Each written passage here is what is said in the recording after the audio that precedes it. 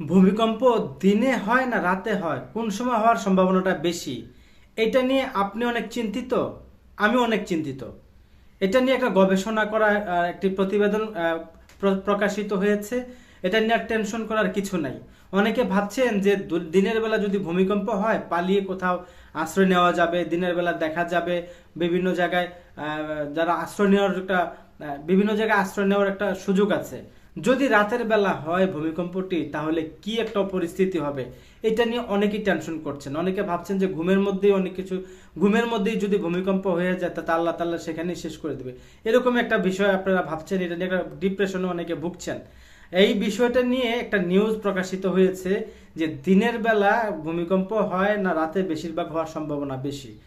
ভূমিকম্প নিয়ে যারা বিশ্লেষণ করে, মূলত যেই বিজ্ঞানীরা, তারা এটা নিয়ে বলেছে যে মাটির নিচে 3 স্তরের নিচে যে প্লেটটা আছে, যে টেকটনিক যে প্লেটগুলা, তো এইগুলার উপরে একটার উপরে যখন একটা প্রেসার ক্রিয়েট করে বা নিচ থেকে যে গ্যাস বা বিভিন্ন প্রকারের যে জিনিসগুলো আছে যে উপরে আসার চেষ্টা করে, তখনই তো ঘর্ষণ হয়, প্লেটে প্লেটে ঘর্ষণ হয়।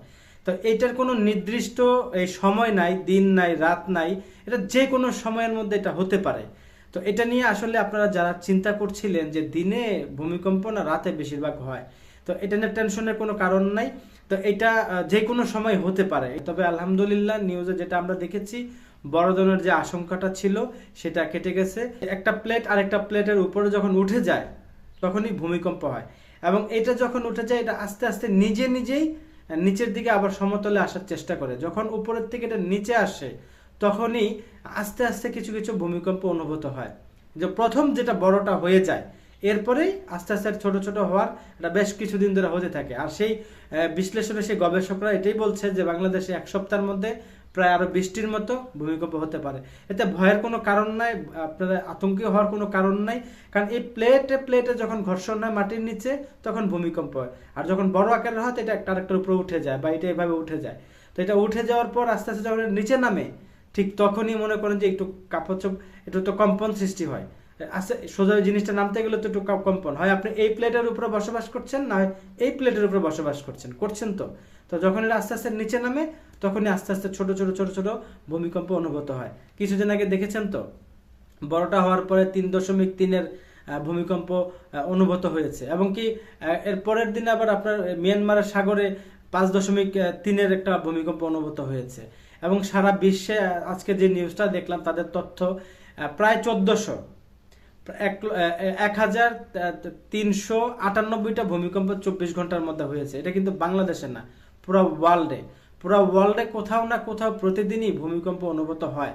এটা ভয়ের কোনো কারণ নাই। তবে হ্যাঁ, বিজ্ঞানীদের যে একটা বিশ্লেষণ আসছে, প্রায় 400 বছর ধরে মাটির নিচে যেই শক্তিশালী একটা ভূমিকম্প হওয়ার আশঙ্কা আছে, অনেক শক্তিশালী হচ্ছে, যেটা 400 বছর ধরে এটা একটা শক্তি সংগ্রহ করেছে, সেটা হওয়ার সম্ভাবনা থাকতে পারে।